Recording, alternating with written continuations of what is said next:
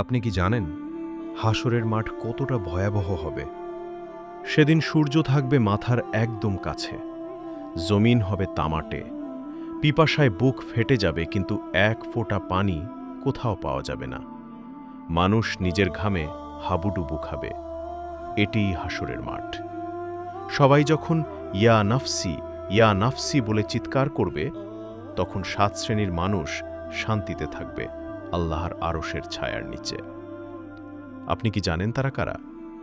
সেই যুবক যার যৌবন কেটেছে আল্লাহর ইবাদতে, সেই ব্যক্তি যার অন্তর সব সময় মসজিদের সাথে লেগে থাকত, আর সেই ব্যক্তি যে একাকী নির্জনে আল্লাহকে স্মরণ করে চোখের পানি ফেলেছে। সুবহানাল্লাহ। আজকের এইটি ছোট ছোট আমলই হবে সেদিন আমাদের বাঁচার উপায়। দুনিয়ার আরাম ক্ষণস্থায়ী, কিন্তু হাসরের সেই দিনটি অনেক দীর্ঘ। আসুন আজই নিজেকে তৈরি করি সেই কঠিন দিনের জন্য। অন্ধকার থেকে আলোর পথে ফিরতে আমাদের সাথেই থাকুন। জাযাকাল্লাহু খাইরান।